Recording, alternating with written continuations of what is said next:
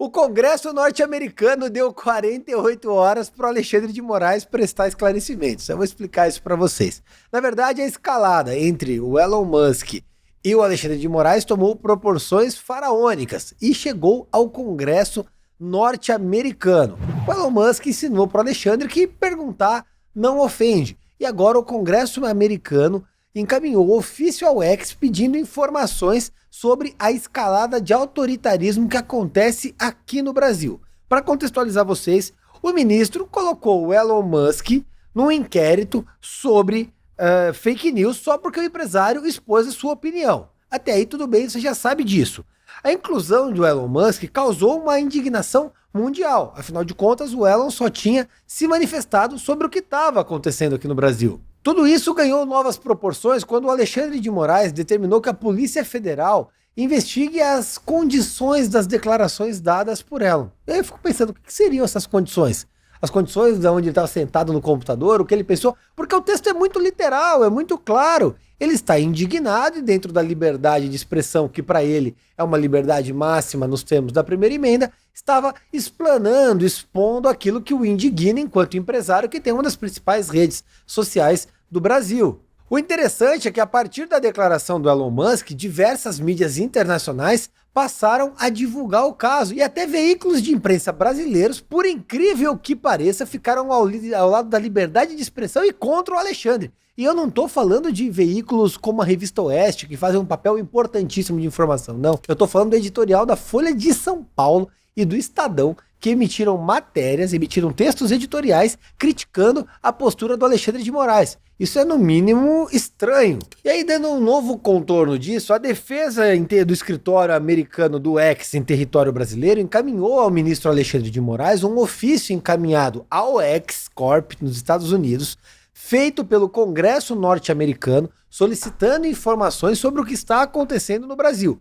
Isso dá notas do grau da gravidade da situação que nós estamos passando neste exato momento. Os documentos foram incluídos nos autos pelo próprio inquérito das fake news, no qual Musk passou a ser investigado por Moraes. O documento, inclusive elaborado pelo Comitê de Assuntos Judiciários da Câmara dos Deputados dos Estados Unidos, solicita que a X-Corp envie, abrindo aspas, todas as ordens que foram emitidas por Moraes referentes ou relacionadas à moderação, exclusão, suspensão, restrição ou redução da circulação de conteúdo, a remoção ou bloqueio de contas, o desenvolvimento, execução ou aplicação das políticas de moderação de conteúdo da X-Corp. Os documentos pedidos são, abrindo aspas novamente, confidenciais e se encontram resguardados por sigilo judicial, e pediu à autoridade do país que mantenha e respeite a confidencialidade e o sigilo. Ou seja, o Congresso norte-americano passa a olhar com uma lupa a situação que acontece no Brasil. Isso só dá demonstração da força que tem o Elon Musk e do quanto a medida desarrazoada tomada pelo STF ao incluir o Elon Musk no inquérito das fake news pode ser prejudicial ao Brasil. Havia dentro do país, e existe ainda, um arrobo autoritário, uma escalada do autoritarismo. Sob o argumento de preservar a democracia, aquilo que inclusive o José Dirceu disse dentro do Senado em discurso, na verdade, a pedra funcional para eles simplesmente cercearem, calarem, mitigarem a liberdade de todos os brasileiros. São centenas de posts excluídos, dezenas, talvez centenas de contas bloqueadas. A censura imperou ao longo de toda a eleição de 2022. Todos viram pessoas, agentes políticos não podendo explanar aquilo que eles pensavam. Vale lembrar e vale rememorar que o Jair Bolsonaro, inclusive, foi impedido de fazer qualquer ligação entre Lula e os ditadores da Venezuela e de Cuba. Passada a eleição, o Lula deu notas de que estavam umbilicalmente ligados a ele. Ou seja, a intervenção acentuada, assídua, de ministros do STF, na oportunidade, togados dentro do TSE, impediram o debate pleno dentro das eleições de 2022. E isso que iria encerrar em 2022 ganhou novos contornos e se arrasta até os dias atuais, agora trazendo um empresário sul-africano, detentor de uma das maiores empresas do mundo, para dentro de um inquérito simplesmente porque ele ousou garantir a liberdade dos brasileiros, coisa que as cortes brasileiras deveriam fazer, mas infelizmente não fazem. O Alexandre de Moraes, na prática, ele está aprendendo o que é uma democracia e a importância da liberdade de expressão, algo que ele defendia na época que era apenas secretário de Segurança Pública do Estado, um doutrinador constitucionalista, mas aparentemente se esqueceu quando se tornou ministro do STF. Na prática, eu tenho uma teoria. Você lembra do vídeo do Alexandre de Moraes com os índios dançando? Dá uma olhada aqui, vamos rememorar. Alexandre de Moraes, ministro Alexandre de Moraes. Eu acho que na oportunidade que esses índios se reuniram com o ministro do STF para fazer aquela dança, aquela ciranda, deve ter baixado algum espírito de algum pataxó, de algum pajé no Alexandre de Moraes, e ele teve uma distopia sobre o próprio jurista que ele era e passou a julgar de outra maneira. Porque existe uma diferença tão discrepante entre o Alexandre de Moraes pré-STF e pós-STF que é difícil entender ser o mesmo jurista. Porque as teses arguídas pelo Alexandre de Moraes são muito discrepantes entre si. As teses dele enquanto jurista e a atuação dele enquanto ministro, há um abismo separando. Isso é muito estranho. Eu acredito que só um espírito indígena baixado nessa ciranda feita pelos índios ali seria capaz de justificar a mudança no pensamento do ministro. O interessante disso tudo é o seguinte: nos Estados Unidos parece que quando você mexe com a liberdade de expressão de alguém, você mexe com todo mundo. Aqui no Brasil não, você mexe com um e fica por isso mesmo. Parece a mulher do filho do Lula, que acusou o ex-marido de agredi-la e simplesmente a galera do mexeu com umas, mexeu com todas, deixou pra lá. Acho que a cotovelada não conta. E sabe o que é interessante? No meio disso tudo, pela primeira vez no mundo, nós vemos o mundo aprendendo com o Brasil. Olha que incrível, né? Pena que pro lado ruim. A pesquisa divulgada nesta segunda-feira mostra que 400 jornalistas bielorrussos estão exilados desde 2020. E cresce na Finlândia e na França denúncias de abusos contra profissionais da imprensa, sob o argumento de comprometimento com a segurança nacional. Interessante, né?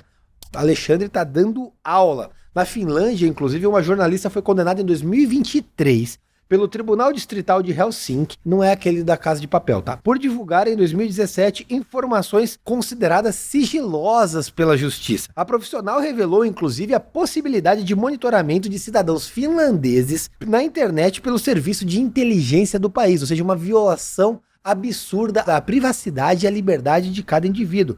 Na França, a jornalista Ariane Lavrilaux, acho que é assim que se pronuncia, se não for também sinto muito, ficou sob custódia das autoridades e precisou responder questionamentos sobre sua reportagem de 2021, ou seja, encarceraram uma jornalista para questioná-la sobre uma matéria que ela fez. Aonde está a liberdade de imprensa na França? A jornalista da oportunidade revelou a ajuda militar francesa na execução de civis pelo governo do Egito. Na ocasião, inclusive, o secretário da Federação Europeia de Jornalismo, Ricardo Gutierrez, afirmou que a ação do governo francês era um sinal de uma política hostil à imprensa e ao direito dos cidadãos de acesso à informação, e exigiu a libertação imediata da jornalista. Na Ucrânia e na Rússia, a situação não é nada diferente.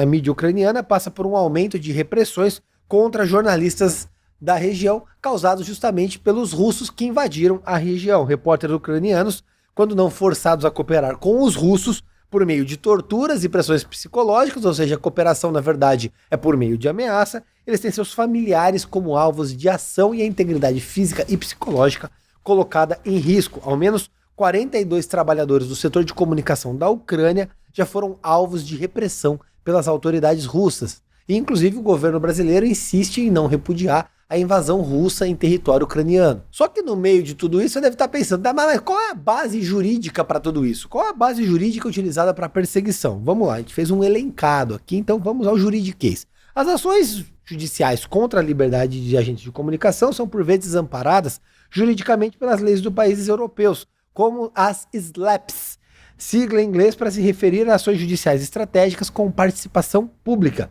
Diz o Conselho Europeu, permite que políticos, empresários e outras entidades possam processar jornalistas por difamação e autorizem que os bens dos repórteres sejam congelados e enfrentem multas de órgãos reguladores. O estudo mostra, inclusive, que Reino Unido, Holanda, Itália, Sérvia, Armênia e Polônia foram registrados casos de ações jurídicas contra jornalistas com o intuito de impedirem de fazer o seu trabalho. Para contornar a situação, a pesquisa ressalta ainda que a campanha Journalists Matter, Jornalistas Importam, em tradução livre, iniciada pelo próprio Conselho. A campanha pretende, na prática, salvaguardar o papel vital desempenhado pelos jornalistas na sociedade em prevenir, investigar e sancionar eficazmente ameaças e ataques que ocorrem contra eles. E o interessante é que a apresentação do Journalism Matters fez com que ministros europeus admitissem durante a reunião o retrocesso democrático. O que vão concordar é um avanço. Fico imaginando quando no Brasil vão admitir que nós estamos sob um retrocesso democrático. A fim de proteger jornalistas contra censuras e assédios, um órgão europeu planeja abordar o tema em grandes conferências nos próximos anos. E segundo o braço da União Europeia, essa campanha visa estimular iniciativas a nível nacional que garantam a liberdade de imprensa. Só para vocês entenderem, aqui no Brasil, a liberdade de imprensa ela tem uma garantia constitucional. E a imprensa é livre para falar e pensar o que ela bem entender, inclusive sendo assegurado o sigilo da fonte. A imprensa tem que ser livre para ser plena, inclusive para fiscalizar, para denunciar. Este é o papel da imprensa. Porém, o direito à liberdade de expressão e à liberdade de imprensa vem sendo mitigado dia após dia, porque existe uma discrepância entre a falsa notícia, aquela que tem o caráter de difamar, e aquela que tem o caráter informativo, que é baseada em fatos. O que acontece? Sob o argumento de não haver base em fatos ou de segurança nacional, etc., você acaba mitigando a liberdade de expressão. E a partir do momento que a imprensa não consegue ser livre dentro do país, toda a liberdade é encaminhada ralo abaixo, bueira abaixo. E só para você ter uma ideia, enquanto de um lado o Twitter, atual X, compra a briga pela liberdade de expressão no Brasil, o Facebook vai justamente na contramão. Inclusive do Twitter Files, ficou muito claro que representantes do Google e da Meta eram lenientes com as tentativas de censura, e isso incomodava, inclusive, o advogado X. O Facebook, conhecido por defender e privilegiar páginas de esquerda, resolveu impor restrições ao Chega, a maior partido de direita de Portugal, que inclusive cresceu absurdamente nas últimas eleições. A limitação se dá a partir deste domingo, dia 14, e terá validade por 10 anos. Ou seja, o Chega cresceu nas últimas eleições justamente utilizando as redes sociais para comunicar a indignação deles com a política de Portugal. O que o Facebook fez? Censurou o partido. E todos do Parlamento Europeu devem estar achando incríveis. Como o PSD, que é a centro-direita, se aliou com a esquerda em Portugal, eles devem estar achando incrível também, porque aqueles que são puros e que não estão dispostos a fazer escambo com a esquerda simplesmente foram censurados. De acordo com o partido, a plataforma da rede social se limitou a divulgar uma mensagem genérica. Não há explicações sobre a punição. Abrindo aspas, a tua conta está restringida durante 3.649 dias, afirma o trecho da mensagem da plataforma. A atividade da tua conduta desrespeitou os padrões da comunidade, portanto não podes executar uma ou várias ações habituais. O partido não foi informado quais seriam os supostos desrespeitos e violações praticados pelo Chega no Facebook. E também não há detalhes sobre o grau de limitação da página na rede social. O fundador e presidente do Chega, deputado André Ventura, divulgou a restrição imposta pela Big Tech. O político definiu o caso como censura, e vamos concordar, está corretíssima, uma censura absurda, e disse o seguinte, abrindo aspas para o André Ventura: isso é uma inadmissível censura. As autoridades portuguesas não podem ficar em silêncio. O apelo busca que todos os apoiadores e militantes do Chega façam a mensagem chegar à Meta, dona do Facebook, sua indignação, a fim de manter a liberdade de expressão, que, como você pode ver, onde há um governo de centro ou de esquerda, tem ido ralo abaixo. E aí, a gente tem que fazer uma análise aqui. Por algum motivo, de alguns anos para cá, as pessoas, especialmente a classe política, entendeu que ser político é você subir em cima do muro e não ter posicionamento sobre nada. Você vira um tucano no fim do dia. Então, tudo o que acontece no mundo, você não se posiciona nem a favor, nem contra. Você fica quieto, espera o politicamente correto dar o norte daquilo que vai ser feito, e você se torna passageiro ao longo desse trem, que na verdade